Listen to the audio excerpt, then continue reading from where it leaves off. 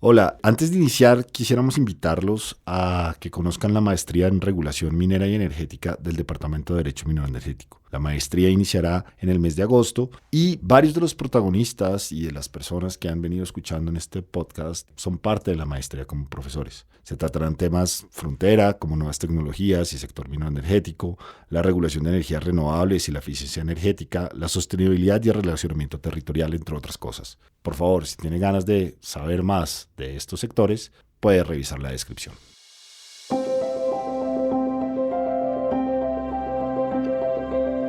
Tenemos todavía un sistema de subsidios que funcionaba con una banda que era un poco flexible, finalmente fue modificado y ahora tenemos ya una banda rígida, pero sí tenemos un sistema de subsidios. Y tenemos un sistema de subsidios no solamente para los combustibles diésel, extra, no solamente para los combustibles de transporte, sino que también tenemos un subsidio muy importante en el tema de gas. El gas de uso doméstico en el Ecuador le cuesta al ciudadano promedio entre $2.50 y le cuesta al Estado entre $20 y $25. Entonces tenemos un sistema de subsidio que es muy fuerte. Ahora, ¿creo yo que el gobierno nuevo va a tocar los subsidios? No. Es una decisión muy compleja, con una carga política muy alta. Y segundo, ¿creo yo que el país está listo para liberar los subsidios? Tampoco creo que estamos listos para hacerlo. Es verdad que gran parte de los subsidios se pierden en el sector industrial, se pierden en contrabando, se pierden en otros espacios. Y quizás mejorar el control ahí sea una parte de la solución. Pero no creo que estemos listos para eliminar subsidios. Los subsidios afectarían gravemente la calidad de vida de la población menos favorecida, de la población más pobre, y cambiarle la calidad de vida incrementándole costos a esa parte de la población sin que haya una compensación razonable no sería justa, no sería adecuada y creo yo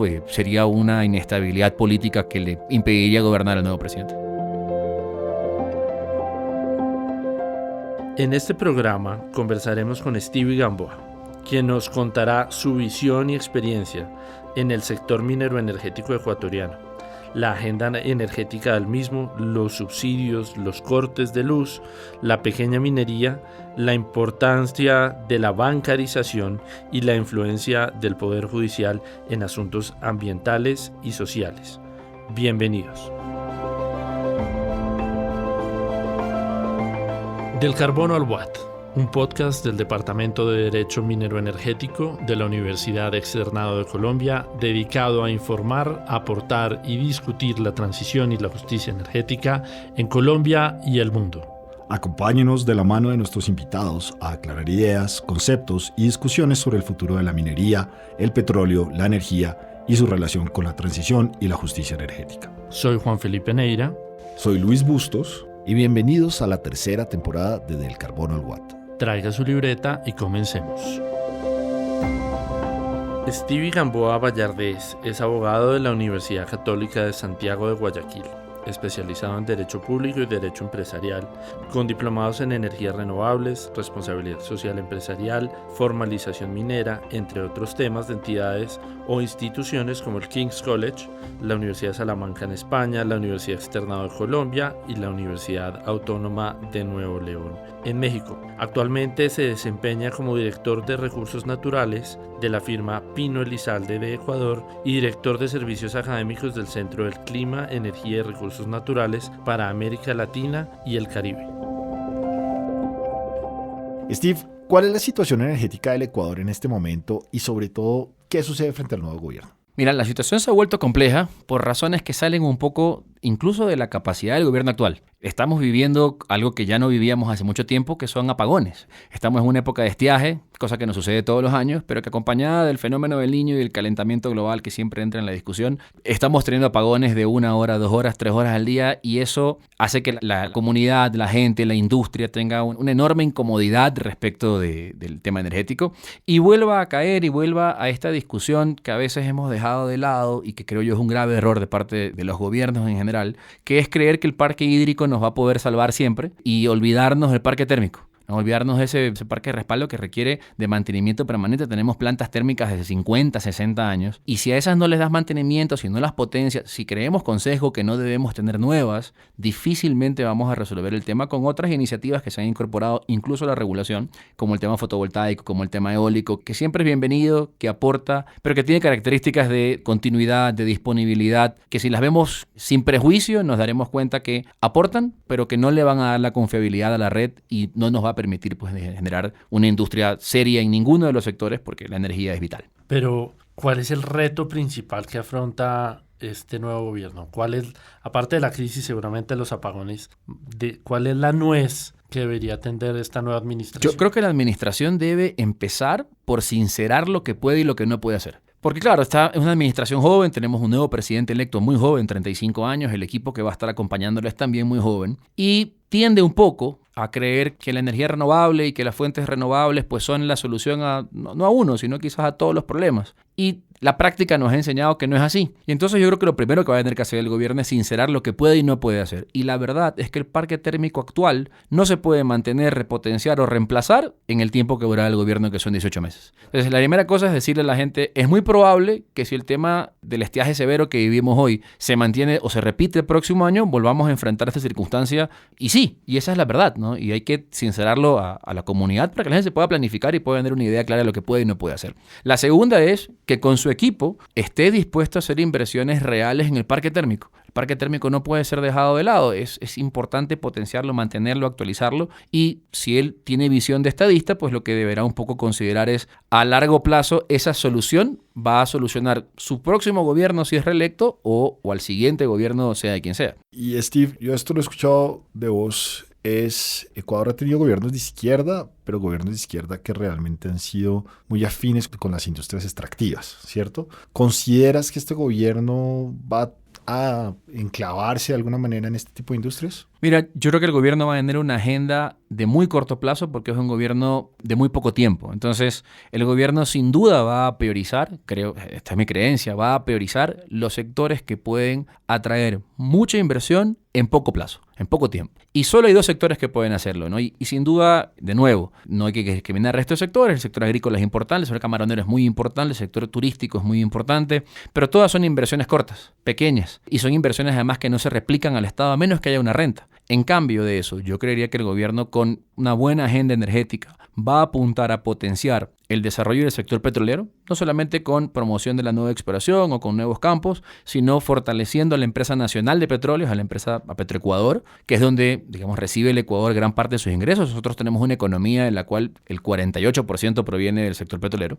Y segundo, creo yo que también va a potenciar el sector minero, facilitando la administración de los títulos actuales. No creo yo que va a haber nuevos títulos. Creo que el catastro minero es una agenda pendiente que todavía debe sistematizarse, actualizarse, automatizarse, pero sí creo yo que va a ayudar a resolver los problemas del sector que tiene actualmente. Y mira que justo vengo yo de una reunión bien interesante aquí en Colombia, pensando soluciones transversales a través de tecnología, porque el tema de controles, certificados de origen, de producción, de reportería para el sector minero no se va a resolver con más gente, se va a resolver con más tecnología, y yo creo que hay espacios para que un gobierno nuevo y joven vea ahí la solución. Claro. Stevie, pero Ecuador es un país que ha tenido una característica muy interesante en lo que tiene que ver con precios de combustibles. Entonces incluso tuvieron la situación con Lenín Moreno muy crítica, que además si uno la extrapola es parecido a lo que vivió Francia en los chalecos amarillos. ¿Cómo está la situación de combustibles y de precios en este momento en Ecuador? Tenemos todavía un sistema de subsidios que funcionaba con una banda que era un poco flexible, finalmente fue modificado y ahora tenemos ya una banda rígida, pero sí tenemos un sistema de subsidios. Y tenemos un sistema de subsidios no solamente para los combustibles diésel, extra, no solamente para los combustibles de transporte, sino que también tenemos un subsidio muy importante en el tema de gas. El gas de uso doméstico en el Ecuador le cuesta al ciudadano promedio entre $2.50 y le cuesta al Estado entre $20 y $25. Entonces, tenemos un sistema de subsidio que es muy fuerte. Ahora, ¿creo yo que el gobierno nuevo va a tocar los subsidios? No. Es una decisión muy compleja, con una carga política muy alta. Y segundo, ¿creo yo que el país está listo para liberar los subsidios? Tampoco creo que estamos listos para hacerlo. Es verdad que gran parte de los subsidios se pierden en el sector industrial, se pierden en contrabando, se pierden en otros espacios, y quizás mejorar el control ahí sea una parte de la solución, pero no creo que estemos listos para eliminar subsidios. Los subsidios afectarían gravemente la calidad de vida de la población menos favorecida, de la población más pobre, y cambiarle la calidad de vida incrementándole costos a esa parte de la población sin que haya una compensación razonable, no sería justa,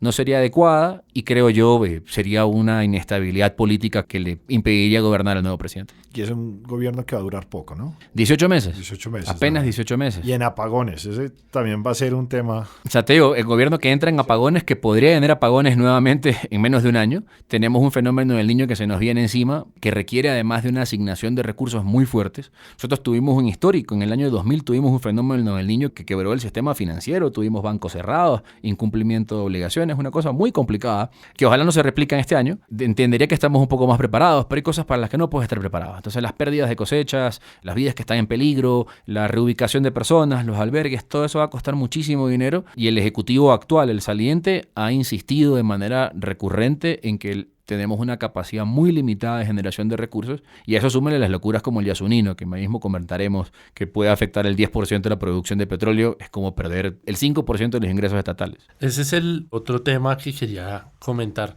y es que entiendo que ya una vez ha hablado el panorama del Ejecutivo, en el judicial, en el Poder Judicial, también hay una serie de debates, digamos, de corte ambiental y algunos dirían ambientalista en el seno de la Corte Constitucional en el Ecuador y hay una serie de conversaciones que se están dando alrededor del sector extractivo, si se quisiera, con unos cortes y unas visiones muy ambientales. ¿Cuál es tu visión de este tema? Yo he sido permanentemente crítico del manejo que ha tenido la Corte Constitucional. Primero porque esta Corte llegó como una respuesta a un problema previo. Tenemos una Corte que estaba muy desacreditada y esta Corte nace de un mecanismo aplicado de consulta popular, de una cosa para mí no muy regular, pero los nombres que venían en la Corte de alguna forma superaban el proceso de la selección que tuvo la Corte. Y esto nos hacía creer, nos hacía prever que íbamos a tener una corte de alta calidad.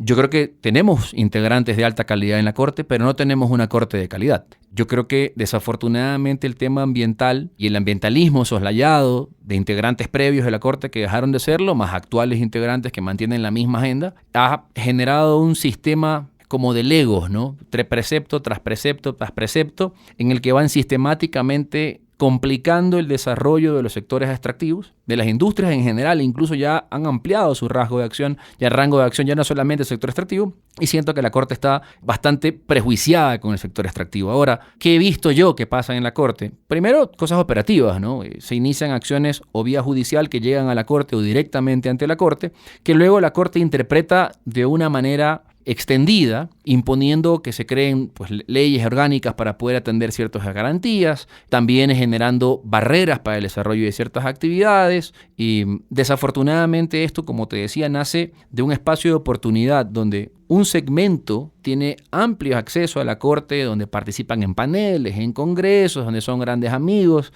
donde se pueden escuchar, replicar y aplaudir entre ellos, y otro segmento de la población, que es el que está alineado al tema extractivo, dispone de 3 a 5 minutos en amicus curiae en vía virtual. Entonces, esa desigualdad genera un desequilibrio que para mí viene de la mano de ese sesgo que tiene la Corte Constitucional. Pues se ve muy complejo y aquí el verdadero experto en activismo judicial es Luis, pero pues esa forma de desbalancear las cosas va minando la confianza en el Ecuador en su sector extractivo. ¿Ustedes han visto de pronto un descenso en la inversión en este sector en los últimos años? Claramente, no solamente se han ido algunas compañías que estaban en Ecuador y que han tomado la decisión de irse en el transcurso del último año, sino que además todas las compañías que estaban en exploración han replanteado la inversión que tenían proyectada. Y eso tiene mucho sentido. ¿Por qué? Porque para poder hacer exploración tú requieres de un registro ambiental en la fase inicial y en la fase avanzada requieres de una licencia ambiental. Esa licencia ambiental pasa por un proceso de estudio de impacto ambiental y ese estudio de impacto ambiental a criterio de la Corte Constitucional requiere ahora de una consulta ambiental, que si bien estaba en la Constitución, se había entendido como un proceso de socialización y no un proceso de participación. Ahora, entendido como participación, el gobierno saliente emitió un decreto en el que reforma el reglamento del Código Orgánico del Ambiente y con ese mecanismo facilitaba la consulta ambiental, que básicamente establecía 3 momentos, ¿no? La creación de una línea base de conocimiento, el proceso mismo de la consulta y la decisión estatal que, por no ser vinculante el resultado de la consulta, debía tomar el Estado central. Esos 3 momentos bien categóricos, bien claros en ese reglamento, fueron impugnados vía constitucional por inconstitucionalidad ante la Corte, y la Corte decidió suspender esos procesos de consulta ambiental, no solamente para el sector minero, como el peticionario de esa acción de inconstitucional plantea, sino para todos. Entonces, no solo tienes 2 proyectos de mediana minería parados que representan $780 millones congelados en inversión, sino que además tienes más de 140 proyectos de diferentes índoles, ¿no? Vialidad, hospitales, edificios, de diferentes índoles, detenidos porque no pueden hacer consulta ambiental. Entonces, un poco lo que le hemos dicho a la Corte, y ojalá nos escucharan, dijéramos, oiga, el peor escenario de la consulta ambiental como está planteada en el decreto del Ejecutivo es que la consulta se haga. Ese es el peor escenario, no hay otro. El peor escenario es que el ejercicio a ser consultado se cumpla. Entonces, ¿bajo qué parámetros hay una gravedad de vulneración a derecho constitucional para que suspendan el proceso de consulta para todos los sectores si el peor resultado posible es que le consulten a la gente? O sea, no tiene sentido, no hay ningún riesgo que supere el resultado. Sin embargo, la Corte, insisto, en este modelo de sesgos, y creo yo, y esto lo he dicho en varios espacios, creo yo, usando la moneda ambiental como moneda de cambio para otras sentencias que no tienen el mismo nivel de impacto. Esta Corte ha sido muy conflictiva. Con esta Corte salió el patrimonio igualitario, con esta Corte salió facilidades para el aborto que estaba prohibido, hoy están por discutir la eutanasia. Entonces, algunos temas, digamos, que no tienen un impacto en el desarrollo, pero que son muy importantes para la comunidad, que se han vuelto moneda de cambio con el tema ambiental, porque tiene menos ruido. Y creo yo que la Corte está con ese sesgo, aprovechando esos espacios para negociar ciertas cosas. Benito, te regreso otra vez un poco al tema minero. Ya nos has dado varias puntadas al respecto. Nos has hablado de un sector minero que necesita tecnología, supongo blockchain y todas estas tecnologías propias para aplicadas al sector minero. También te quería preguntar sobre el tema de bancarización del sector minero ecuatoriano. ¿Cómo lo ven allá? Realmente acá en Colombia hay 2 cuellos de botella muy fuertes relacionados efectivamente con el tema de uso de tecnología y el tema de bancarización. Ahí, ¿cómo ves el sector minero? Yo creo que en Colombia pasa lo que pasa en Ecuador y pasa en todos los países que tenemos la fortuna de tener pequeños mineros en oro. Creo que ese es un problema transversal. Cada país que tenga pequeña minería en oro va a tener el problema de la bancarización. Ahora, ¿a quién culpamos por el problema? ¿Al banco, que no tiene la predisposición de facilitar créditos, de recibir dineros, de dar las herramientas de tecnología financiera para ese segmento, de alguna manera dejándolo marginado? ¿Le caemos al banco o le caemos al Estado, que no ha producido las certezas suficientes o el control suficiente para que esos recursos a criterio del banco no representen un riesgo? Entonces yo te diría, yo hoy entiendo al banco. Porque si estuviéramos en Ecuador el problema del banco es, aquí hay un pequeño minero, el pequeño minero exportó este mes $500,000, el mes siguiente 1 millón, el mes siguiente 1,5 millones, el mes siguiente 2 millones, no son cifras despreciables, son un crecimiento en escala del cual el banquero no ve en ningún otro segmento, porque pues ni los agrícolas, ni los apícolas, ni ningún otro tiene ese crecimiento exponencial, y le tocaría confiar que esos recursos tienen un origen legítimo sobre la base de los certificados de origen de exportación que emite la autoridad. La autoridad emite esos certificados sin un verdadero control, sin capacidad tecnológica para validar. El cruce de información que hacen es muy pobre.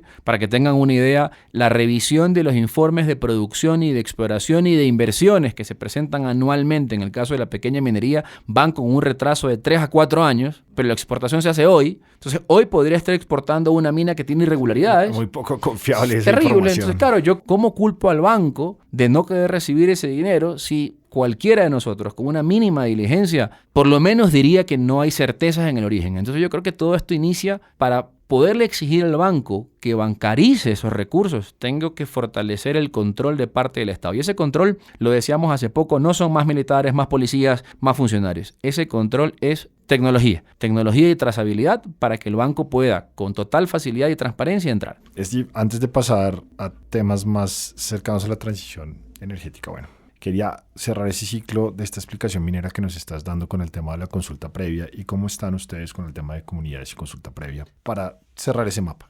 Ahí tenemos, un poco para explicarles al modelo. En Ecuador tenemos 3 tipos de consulta garantizadas en la Constitución. La consulta popular, la consulta previa, que en el caso de Ecuador se llama consulta previa, informada y no vinculante. Eso es cuando nosotros vamos a un espacio y les explicamos con nombre y apellido, porque la gente tiende a cortarla en consulta previa y entonces suena como que hay derecho a veto, suena como que hay otras cosas que sacan de ahí. Constitucionalmente, en el caso de Ecuador, expresamente está establecido y garantizado que es informada y no vinculante. Y la tercera es esta consulta ambiental que, como les decía, se había convertido en una parte de socialización dentro de los licenciamientos ambientales. Entonces, esas 3 consultas tienen 3 formas diferentes de ser presentadas. En el caso de la consulta popular, desafortunadamente el activismo que, amparado en el manejo de la Corte Constitucional, ha tenido, se ha vuelto una forma de generar nuevas áreas de prohibición. Entonces, vía consulta popular prohibimos un río, vía consulta popular prohibimos una ciudad, mediante consulta popular prohibimos un espacio específico, y eso es impráctico porque no puedes ir parchando la Constitución y haciendo la Constitución un mapa.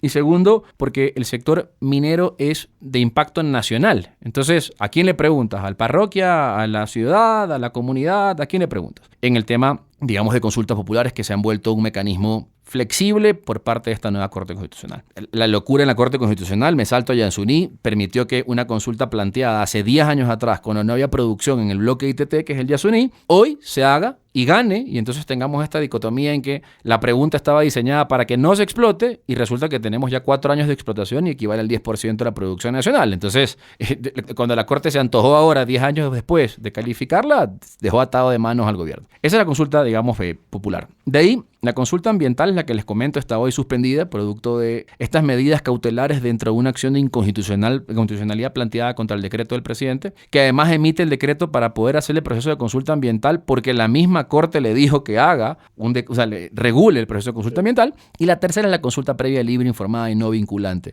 Y en esa estamos estancados. ¿Por qué? Porque la misma Corte Constitucional dispuso que esa actividad, esa consulta, esa garantía se ejerza en el marco de una ley orgánica. En el caso de Ecuador, una ley orgánica representa tener 3/4 partes de la Asamblea Constitucional, pero además implica que, por tener impacto colectivo, se haga una consulta prelegislativa en los territorios y luego se haga la votación sobre la ley. Entonces, hay un primer borrador de esa ley que no ha sido socializado adecuadamente, y esa ley, si pasa la consulta prelegislativa y luego la votación, probablemente en doble espacio, para tener 3/4 partes de la Asamblea, nos enfrentamos a 2.5 años si es que fuéramos a toda velocidad, y eso quiere decir que cuando menos en las zonas susceptibles de consulta previa, informada y no vinculante, no tendremos nuevos títulos mineros hasta por lo menos 2,5 años, 3 años después. Claro, no, inclusive esto no es mío, esto se lo he escuchado al doctor Milton Montoya. Efectivamente pareciera que toda esta problemática propia de las consultas populares colombianas efectivamente traspasaron fronteras y fueron copiadas en una problemática similar para el sector minero ecuatoriano. Sí, yo te diría que la única ventaja que tenemos nosotros versus lo que pasa con Colombia es que acá, en el caso nuestro, la consulta previa está diseñada solo para derechos colectivos, la consulta popular, la consulta ambiental para estos temas, y acá en cambio es más amplia, ¿no? Entonces acá tú le preguntas a la gente en diferentes espacios si quiere el viaducto, si quiere el túnel, si quiere la carretera, si quiere la hidroeléctrica. Nosotros allá, afortunadamente, no hemos tenido esa problemática, sigue siendo un tema, digamos, muy específico, de zonas muy específicas. Ahora, estaba ayer justo tomando una clase con el Programa de Naciones Unidas de debida diligencia en actividades extractivas, y escuchaba a uno de los panelistas, y tú entenderás que esa gente tiene una visión tan amplia que ya nada es de colores, todo es gris, y decía uno de los panelistas, lo que sucede es que sí, se emitirán normativas en cada país para hacer las consultas previas, pero el problema es que ¿quién define dónde se hacen? Y entonces va a haber un sesgo que excluya a la población susceptible de ser consultada. Entonces le preguntaba yo, porque el espacio lo permitía, le digo, ok,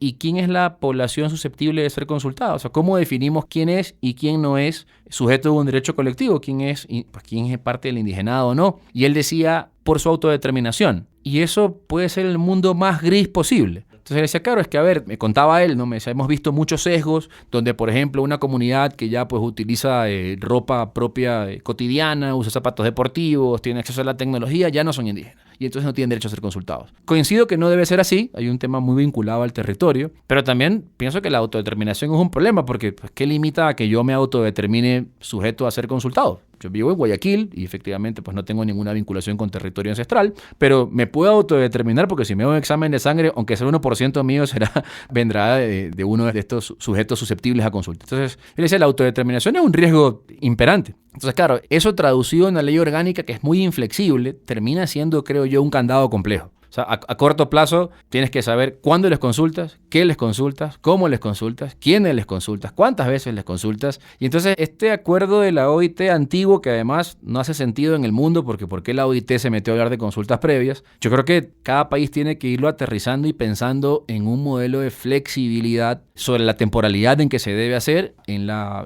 evolución que debe tener. No es lo mismo consultar cuando vas a llegar que cuando estás operando, que cuando estás produciendo. Son momentos distintos. Eso nosotros lo hemos visto siempre como un tema de acompañamiento a la comunidad, porque además, si constitucionalmente es no vinculante, debería haber un espacio de cercanía, digamos, de acompañamiento con la comunidad y que la comunidad no se sienta abandonada, pero que sienta que su opinión es importante, pero que no se vuelva en una atadura, ¿no? En Centroamérica hemos visto ejemplos donde consultas previas han detenido proyectos mineros y ahora esos mismos países, esas mismas comunidades piden que el proyecto minero vuelva porque la informalidad, la ilegalidad, el contrabando complica. Claro, no, súper entendible esto y pues digamos que ese es un debate y una pregunta que vamos a tenernos que hacer todos los países latinoamericanos en cuanto a si seguir desmembrando de alguna manera el ser ciudadano, ¿cierto? En varias mini categorías, inclusive en Colombia hay un gran debate sobre el tema del campesinado que podríamos quedarnos acá a hablar. Allá, por ejemplo, el Montubio nuestro es parte del campesinado y tendría que ser consultado.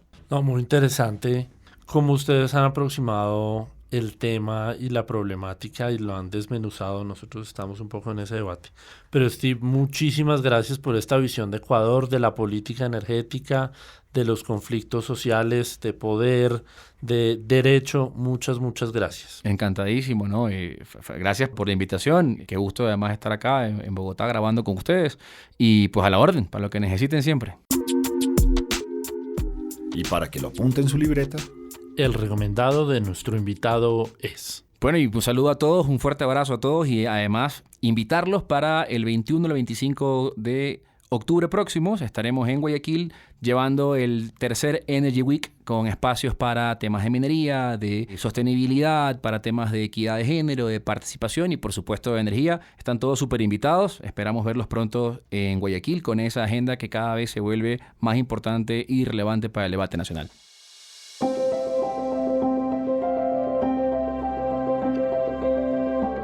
Aquí termina Del Carbón al Watt. Síguenos en Spreaker, Spotify y Apple Podcast. También disponible en las redes del Departamento de Derecho Minero Energético de la Universidad Externado de Colombia. Del Carbón al Watt es un podcast original del Departamento de Derecho Minero Energético de la Universidad Externado de Colombia. Producción general, Luis Bustos y Juan Felipe Neira. Productor técnico, Ancísar Aponte y la Facultad de Comunicación Social de la Universidad Externado de Colombia. Musicalización, Pixabay. Gracias por seguirnos.